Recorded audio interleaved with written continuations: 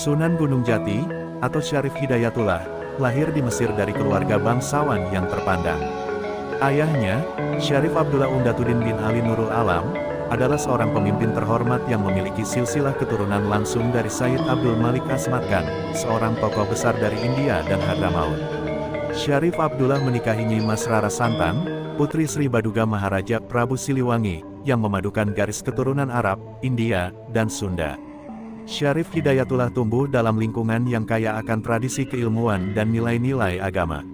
Ia sejak kecil menunjukkan kecerdasan luar biasa, terutama dalam memahami ajaran Islam yang diajarkan oleh keluarganya. Dalam lingkungan keluarga, Syarif Hidayatullah belajar nilai-nilai kepemimpinan dan kesalehan dari ayahnya. Sementara itu, ibunya mengajarkan kelembutan dan kasih sayang yang mendalam. Lingkungan Mesir yang menjadi pusat ilmu pengetahuan Islam pada masa itu memberikan pengaruh besar terhadap pola pikir dan keinginannya untuk mendalami agama. Ia tumbuh dengan tekad untuk menjadi seseorang yang tidak hanya memahami ilmu agama tetapi juga mampu menerapkannya dalam kehidupan sehari-hari. Ayahnya sering membawa Syarif Hidayatullah dalam berbagai pertemuan penting dengan para ulama dan tokoh masyarakat. Dari sana, ia belajar banyak hal tentang tata kelola pemerintahan dan pentingnya menjalin hubungan baik dengan berbagai kalangan. Sebagai seorang anak yang penuh rasa ingin tahu, ia sering bertanya tentang berbagai topik, mulai dari ilmu fikih hingga sejarah keluarganya yang berasal dari jalur Nabi Muhammad SAW. Kecintaannya pada ilmu agama semakin kuat seiring bertambahnya usia. Saat remaja, Syarif Hidayatullah mulai menghafal Al-Quran dan mempelajari berbagai kitab kuning di bawah bimbingan ayahnya dan ulama setempat. Ia juga diajarkan seni diplomasi oleh ayahnya, mengingat posisinya sebagai bagian dari keluarga bangsawan. Pendidikan ini mempersiapkannya untuk menjadi seorang pemimpin yang tidak hanya cerdas, tetapi juga bijaksana dan berwibawa. Selain itu, ia sering mendengar kisah tentang tanah leluhurnya di Nusantara, yang semakin membangkitkan rasa ingin tahunya. Pada saat yang bersamaan, Nyai Mas Rara Santang, ibunya, sering menceritakan tentang budaya Sunda yang kaya akan nilai-nilai tradisional. Cerita-cerita ini membuat Syarif Hidayatullah semakin ingin mengetahui lebih banyak tentang tanah asal ibunya. Ia juga diajarkan untuk menghormati perbedaan budaya dan keyakinan, yang kelak menjadi salah satu pendekatannya dalam menyebarkan Islam di Nusantara. Setelah menyelesaikan pendidikan dasarnya, Syarif Hidayatullah memutuskan untuk mendalami ilmu agama lebih jauh. Ia belajar dari berbagai ulama terkenal di Mesir, termasuk mereka yang ahli dalam bidang tasawuf, fikih, dan hadits. Ia menunjukkan ketekunan luar biasa dalam mempelajari berbagai disiplin ilmu, yang membuat para gurunya terkesan. Keingintahuannya yang besar dan semangat belajarnya yang tinggi menjadikannya murid yang disegani. Meski tinggal di Mesir, Syarif Hidayatullah tidak melupakan tanah leluhurnya. Ia sering bertanya kepada ibunya tentang budaya dan adat istiadat Sunda.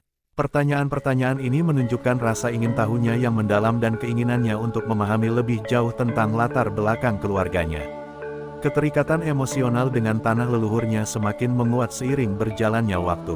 Ketika menginjak usia dewasa, Syarif Hidayatullah mulai menunjukkan bakat kepemimpinan yang luar biasa. Ia sering diminta untuk memimpin diskusi di antara rekan-rekannya dan menjadi penengah dalam berbagai permasalahan. Kecerdasannya dalam berbicara dan kemampuannya memahami sudut pandang orang lain membuatnya dihormati oleh banyak orang. Ia juga mulai menyusun rencana untuk melanjutkan perjalanan ke Nusantara, tanah leluhur ibunya, untuk menyebarkan ajaran Islam. Keputusan untuk meninggalkan Mesir bukanlah hal yang mudah bagi Syarif Hidayatullah. Ia harus meninggalkan keluarganya dan lingkungan yang telah memberinya banyak ilmu dan pengalaman. Namun, dorongan kuat untuk menyebarkan Islam dan mengabdikan diri kepada masyarakat membuatnya yakin bahwa inilah jalan yang harus ditempuh. Dengan doa dan restu dari keluarganya, ia memulai perjalanan panjang menuju Nusantara. Perjalanan ini menjadi awal dari perjalanan besar dalam hidupnya. Dengan bekal ilmu dan pengalaman yang ia dapatkan selama di Mesir, Syarif Hidayatullah melangkah dengan penuh keyakinan. Ia tidak hanya membawa ajaran Islam, tetapi juga nilai-nilai kemanusiaan dan kasih sayang yang telah diajarkan oleh keluarganya. Perjalanan ini akan mengubah hidupnya dan memberikan dampak besar bagi sejarah Nusantara. Setibanya di Cirebon, Syarif Hidayatullah mendengar tentang keberadaan seorang ulama besar bernama Syekh Datuk Kahfi, yang mengelola sebuah pesantren di Amparan Jati. Syekh Datuk Kahfi dikenal sebagai ulama yang memiliki ilmu mendalam tentang fikih, tasawuf, dan strategi dakwah. Dengan izin pamannya, Pangeran Cakrabuana, Syarif Hidayatullah berguru di pesantren tersebut. Kehadirannya di pesantren bukan hanya untuk belajar, tetapi juga untuk memahami lebih dalam kondisi sosial budaya masyarakat Sunda, sehingga ia bisa menyusun strategi dakwah yang sesuai. Selama di pesantren, Syarif Hidayatullah menunjukkan kesungguhan luar biasa dalam menuntut ilmu. Ia tidak hanya belajar ilmu agama seperti tafsir Al-Quran, hadits, dan ilmu fikih, tetapi juga mempelajari tasawuf, yang mengajarkannya nilai-nilai spiritual mendalam.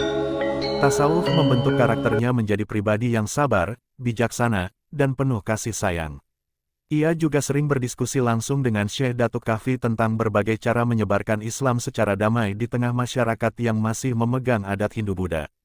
Tidak hanya ilmu agama, Syarif Hidayatullah juga mendalami ilmu politik dan pemerintahan. Ia sering mendengarkan Syekh Datuk Kahfi berbicara tentang pentingnya seorang pemimpin yang adil dan bijaksana. Pengetahuan ini membantunya memahami bagaimana mengelola masyarakat dengan berbagai latar belakang budaya dan kepercayaan. Syarif Hidayatullah mulai menyadari bahwa dakwah Islam tidak hanya membutuhkan pemahaman agama, tetapi juga strategi kepemimpinan yang kuat. Pesantren Syekh Datuk Kahfi menjadi tempat Syarif Hidayatullah mempraktikkan ilmunya secara langsung. Ia sering membantu Syekh Datuk Kahfi mengajar para santri, sehingga ia dikenal sebagai sosok muda yang cerdas dan penuh semangat.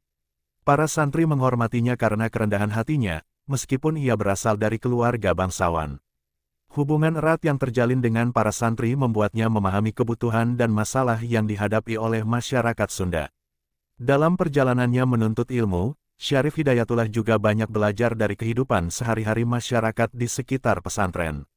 Ia melihat bagaimana adat istiadat Sunda memengaruhi cara pandang masyarakat terhadap agama.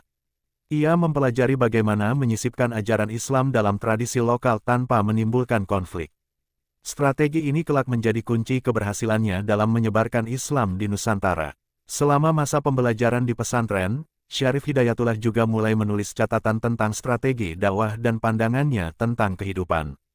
Catatan-catatan ini menjadi panduan bagi dirinya dan generasi selanjutnya dalam menyebarkan Islam.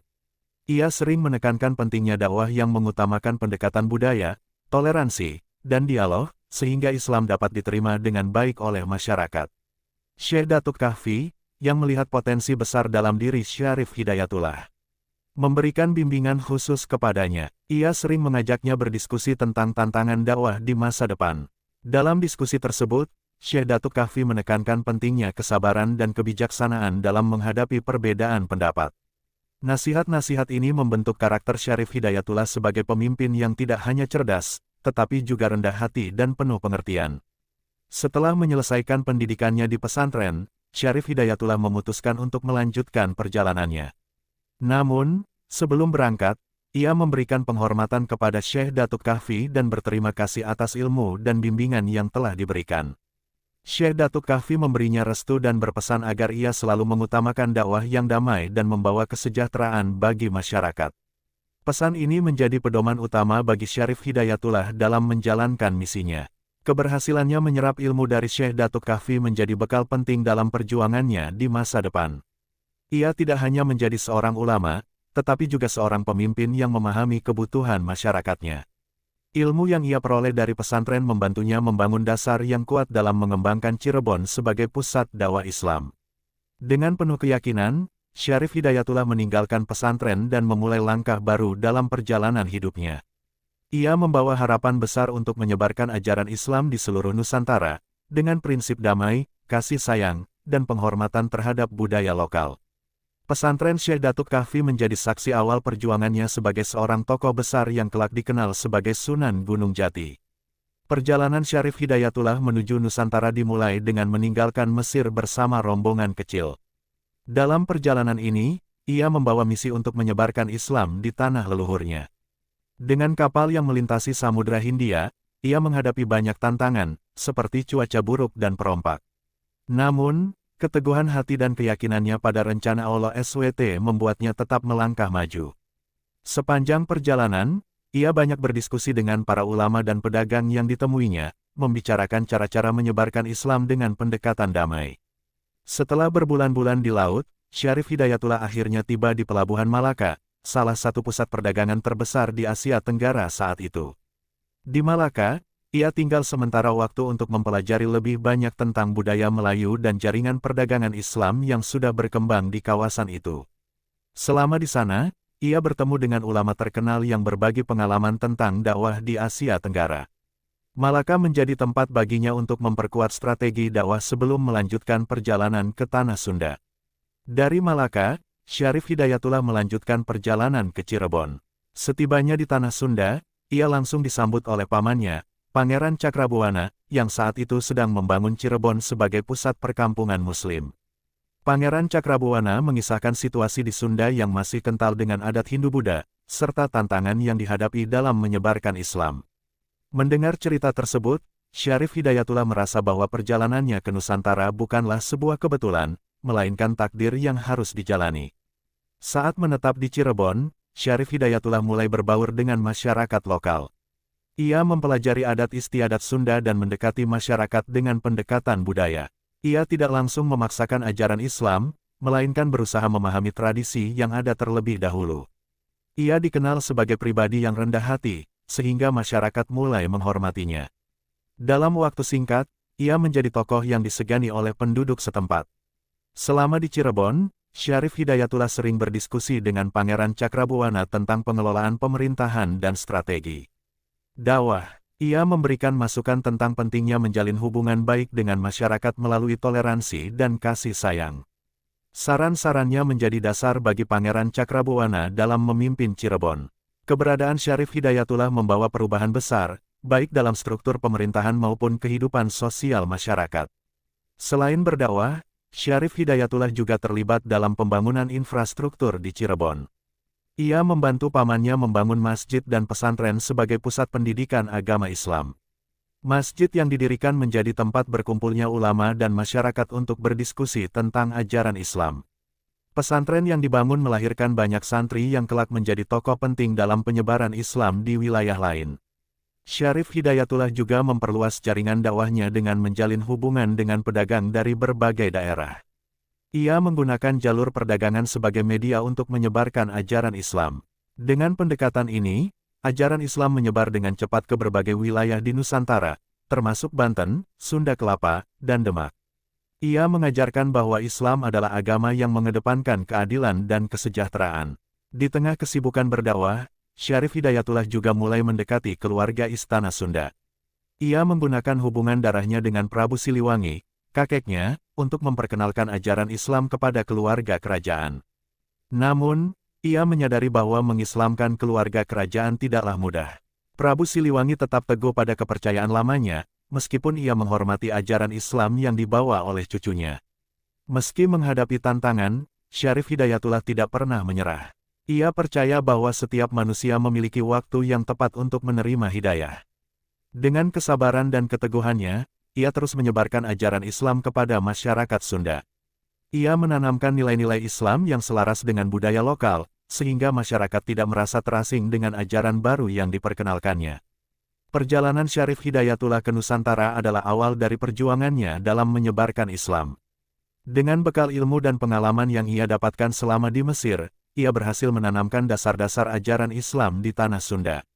Ia tidak hanya dikenal sebagai seorang ulama, tetapi juga sebagai pemimpin yang bijaksana dan visioner. Perjalanan ini menjadi tonggak sejarah bagi perkembangan Islam di Nusantara. Setibanya di Cirebon, Syarif Hidayatullah mendengar tentang keberadaan seorang ulama besar bernama Syekh Datuk Kahfi, yang mengelola sebuah pesantren di Amparan Jati. Syekh Datuk Kahfi dikenal sebagai ulama yang memiliki ilmu mendalam tentang fikih, tasawuf, dan strategi dakwah. Dengan izin pamannya, Pangeran Cakrabuana, Syarif Hidayatullah berguru di pesantren tersebut. Kehadirannya di pesantren bukan hanya untuk belajar, tetapi juga untuk memahami lebih dalam kondisi sosial budaya masyarakat Sunda, sehingga ia bisa menyusun strategi dakwah yang sesuai. Selama di pesantren, Syarif Hidayatullah menunjukkan kesungguhan luar biasa dalam menuntut ilmu. Ia tidak hanya belajar ilmu agama seperti tafsir Al-Quran, hadits, dan ilmu fikih, tetapi juga mempelajari tasawuf, yang mengajarkannya nilai-nilai spiritual mendalam. Tasawuf membentuk karakternya menjadi pribadi yang sabar, bijaksana, dan penuh kasih sayang. Ia juga sering berdiskusi langsung dengan Syekh Datuk Kahfi tentang berbagai cara menyebarkan Islam secara damai di tengah masyarakat yang masih memegang adat Hindu-Buddha. Tidak hanya ilmu agama, Syarif Hidayatullah juga mendalami ilmu politik dan pemerintahan. Ia sering mendengarkan Syekh Datuk Kahfi berbicara tentang pentingnya seorang pemimpin yang adil dan bijaksana. Pengetahuan ini membantunya memahami bagaimana mengelola masyarakat dengan berbagai latar belakang budaya dan kepercayaan. Syarif Hidayatullah mulai menyadari bahwa dakwah Islam tidak hanya membutuhkan pemahaman agama, tetapi juga strategi kepemimpinan yang kuat. Pesantren Syekh Datuk Kahfi menjadi tempat Syarif Hidayatullah mempraktikkan ilmunya secara langsung. Ia sering membantu Syekh Datuk Kahfi mengajar para santri, sehingga ia dikenal sebagai sosok muda yang cerdas dan penuh semangat. Para santri menghormatinya karena kerendahan hatinya, meskipun ia berasal dari keluarga bangsawan. Hubungan erat yang terjalin dengan para santri membuatnya memahami kebutuhan dan masalah yang dihadapi oleh masyarakat Sunda. Dalam perjalanannya menuntut ilmu, Syarif Hidayatullah juga banyak belajar dari kehidupan sehari-hari masyarakat di sekitar pesantren. Ia melihat bagaimana adat istiadat Sunda memengaruhi cara pandang masyarakat terhadap agama. Ia mempelajari bagaimana menyisipkan ajaran Islam dalam tradisi lokal tanpa menimbulkan konflik. Strategi ini kelak menjadi kunci keberhasilannya dalam menyebarkan Islam di Nusantara. Selama masa pembelajaran di pesantren, Syarif Hidayatullah juga mulai menulis catatan tentang strategi dakwah dan pandangannya tentang kehidupan. Catatan-catatan ini menjadi panduan bagi dirinya dan generasi selanjutnya dalam menyebarkan Islam. Ia sering menekankan pentingnya dakwah yang mengutamakan pendekatan budaya, toleransi, dan dialog, sehingga Islam dapat diterima dengan baik oleh masyarakat. Syekh Datuk Kahfi, yang melihat potensi besar dalam diri Syarif Hidayatullah, memberikan bimbingan khusus kepadanya. Ia sering mengajaknya berdiskusi tentang tantangan dakwah di masa depan. Dalam diskusi tersebut, Syekh Datuk Kahfi menekankan pentingnya kesabaran dan kebijaksanaan dalam menghadapi perbedaan pendapat. Nasihat-nasihat ini membentuk karakter Syarif Hidayatullah sebagai pemimpin yang tidak hanya cerdas, tetapi juga rendah hati dan penuh pengertian. Setelah menyelesaikan pendidikannya di pesantren, Syarif Hidayatullah memutuskan untuk melanjutkan perjalanannya. Namun, sebelum berangkat, ia memberikan penghormatan kepada Syekh Datuk Kahfi dan berterima kasih atas ilmu dan bimbingan yang telah diberikan. Syekh Datuk Kahfi memberinya restu dan berpesan agar ia selalu mengutamakan dakwah yang damai dan membawa kesejahteraan bagi masyarakat. Pesan ini menjadi pedoman utama bagi Syarif Hidayatullah dalam menjalankan misinya. Keberhasilannya menyerap ilmu dari Syekh Datuk Kahfi menjadi bekal penting dalam perjuangannya di masa depan. Ia tidak hanya menjadi seorang ulama, tetapi juga seorang pemimpin yang memahami kebutuhan masyarakatnya. Ilmu yang ia peroleh dari pesantren membantunya membangun dasar yang kuat dalam mengembangkan Cirebon sebagai pusat dakwah Islam. Dengan penuh keyakinan, Syarif Hidayatullah meninggalkan pesantren dan memulai langkah baru dalam perjalanan hidupnya. Ia membawa harapan besar untuk menyebarkan ajaran Islam di seluruh Nusantara, dengan prinsip damai, kasih sayang, dan penghormatan terhadap budaya lokal. Pesantren Syekh Datuk Kahfi menjadi saksi awal perjuangannya sebagai seorang tokoh besar yang kelak dikenal sebagai Sunan Gunung Jati. Pada suatu masa, ketika Syarif Hidayatullah telah menjadi ulama besar yang dikenal luas sebagai Sunan Gunung Jati, ia memutuskan untuk mengunjungi kerajaan Pajajaran, tempat leluhurnya, untuk menyampaikan dakwah Islam kepada kakeknya, Prabu Siliwangi. Prabu Siliwangi adalah penguasa besar yang sangat dihormati oleh rakyatnya. Ia dikenal sebagai pemimpin yang bijaksana, namun tetap memegang teguh keyakinan lama yang bercorak Hindu Sunda.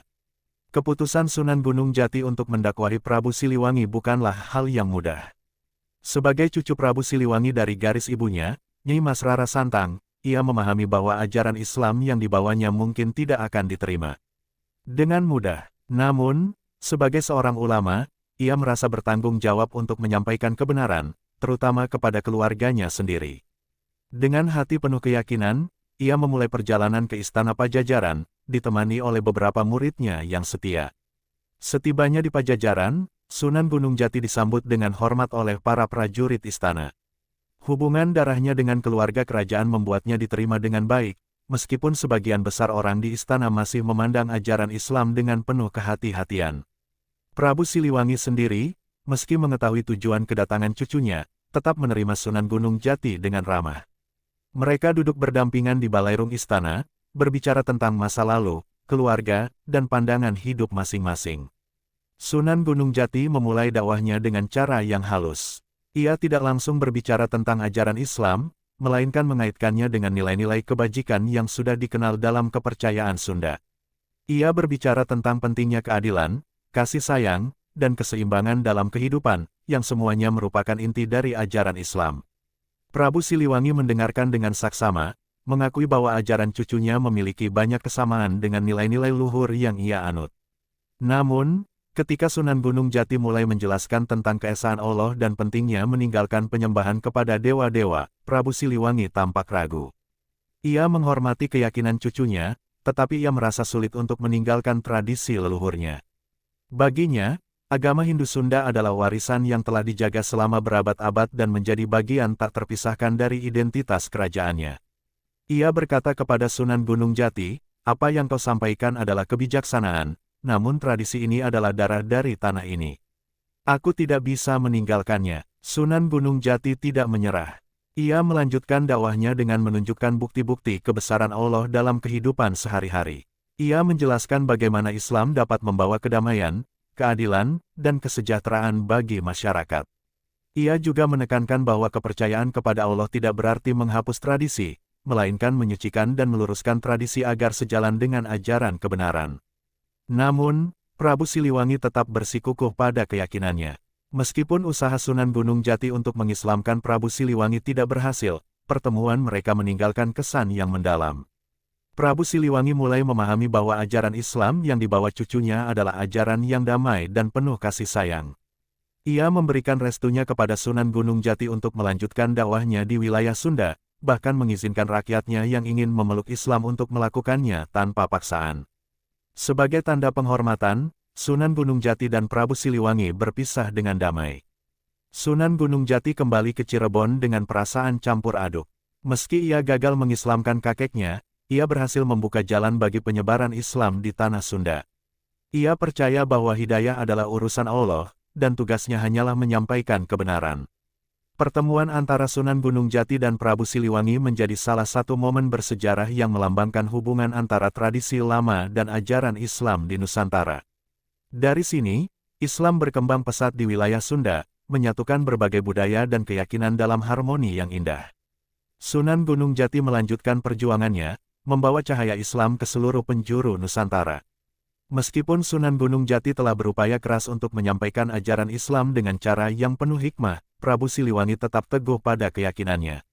Sebagai seorang pemimpin besar yang sangat menjunjung tinggi tradisi leluhur dan ajaran Hindu Sunda, Prabu Siliwangi merasa bahwa kepercayaannya adalah bagian tak terpisahkan dari identitas kerajaannya. Bagi Prabu Siliwangi, agama bukan hanya soal kepercayaan pribadi, tetapi juga fondasi budaya dan tatanan sosial masyarakat Pajajaran. Sunan Gunung Jati tidak menunjukkan kekecewaannya di depan Prabu Siliwangi. Sebaliknya, ia tetap memperlihatkan sikap hormat kepada kakeknya, karena ia memahami bahwa proses perubahan hati memerlukan waktu. Dalam pertemuan terakhir mereka, Sunan Gunung Jati dengan lembut menyampaikan bahwa ajaran Islam yang ia bawa tidak dimaksudkan untuk merusak tradisi, melainkan untuk menyucikan nilai-nilai kebenaran yang sudah ada. Namun, Prabu Siliwangi menjawab dengan bijak, "Cucu, apa yang kau sampaikan benar adanya, tetapi aku adalah penjaga tradisi ini. Tidaklah mungkin aku meninggalkan keyakinan yang telah menjadi dasar dari tanah ini." Kegagalan ini bukanlah akhir bagi perjuangan Sunan Gunung Jati. Ia memahami bahwa tugasnya adalah menyampaikan pesan, sementara hasilnya adalah kehendak Allah. Setelah meninggalkan Pajajaran, ia berdoa agar suatu saat Prabu Siliwangi dan rakyatnya diberikan hidayah. Meski gagal mengislamkan Prabu Siliwangi, perjalanan ke Pajajaran memberikan pelajaran berharga bagi Sunan Gunung Jati. Ia menyadari pentingnya kesabaran, kelembutan, dan pendekatan budaya dalam menyebarkan Islam. Sementara itu, Prabu Siliwangi, meski tetap memegang teguh kepercayaannya, tidak menghalangi dakwah Sunan Gunung Jati di wilayah Sunda. Ia memerintahkan para prajurit dan rakyatnya untuk tidak mengganggu misi dakwah cucunya. Sebagai seorang pemimpin yang bijaksana, Prabu Siliwangi memahami bahwa keberagaman keyakinan tidak boleh menjadi alasan untuk menciptakan konflik. Hal ini membuka jalan bagi rakyat Pajajaran yang ingin memeluk Islam tanpa rasa takut atau paksaan. Setelah meninggalkan istana Pajajaran, Sunan Gunung Jati melanjutkan dakwahnya di daerah-daerah sekitar. Ia menyebarkan ajaran Islam melalui pendekatan damai dan budaya, yang menarik perhatian banyak masyarakat Sunda. Pengaruhnya semakin besar, terutama setelah ia berhasil membangun Cirebon sebagai pusat dakwah Islam yang kuat. Cirebon menjadi tempat bertemunya berbagai budaya, di mana Islam diterima dengan penuh penghormatan oleh masyarakat. Meski Prabu Siliwangi tidak memeluk Islam, pengaruh Sunan Gunung Jati di tanah Sunda tidak bisa diabaikan. Banyak keturunan dan pengikut Prabu Siliwangi yang akhirnya memilih Islam sebagai keyakinan mereka. Di antaranya adalah putra Prabu Siliwangi yang bernama Kian Santang, Pangeran Cakrabuana, yang memainkan peran penting dalam penyebaran Islam di wilayah Sunda. Dalam beberapa cerita rakyat, kegagalan Sunan Gunung Jati mengislamkan Prabu Siliwangi sering dikaitkan dengan legenda perpisahan yang menyedihkan. Prabu Siliwangi disebutkan meninggalkan istana bersama sebagian besar pengikutnya menuju wilayah Baduy Dalam. Mereka memilih mengasingkan diri untuk menjaga tradisi leluhur dan menghindari pengaruh Islam. Hingga saat ini, masyarakat Baduy Dalam masih mempertahankan kepercayaan dan tradisi yang diwariskan oleh Prabu Siliwangi, menjadi simbol dari perjalanan sejarah ini. Bagi Sunan Gunung Jati, kegagalan ini bukanlah sebuah kekalahan, melainkan bagian dari perjalanan panjang dalam menyebarkan kebenaran. Ia terus melanjutkan perjuangannya dengan cara yang damai, membawa cahaya Islam ke seluruh penjuru Nusantara. Dengan kesabaran dan kebijaksanaannya, ia berhasil membangun pondasi Islam yang kokoh di Jawa Barat, meski tanpa harus memaksa keyakinan kepada siapapun. Kisah ini menjadi pelajaran bahwa dakwah bukan hanya tentang hasil, tetapi juga tentang proses. Sunan Gunung Jati menunjukkan bahwa dengan kelembutan, kesabaran, dan penghormatan terhadap tradisi, Islam dapat diterima oleh masyarakat tanpa menciptakan konflik. Perjuangannya mengislamkan tanah Sunda tetap menjadi salah satu bab penting dalam sejarah Islam di Nusantara.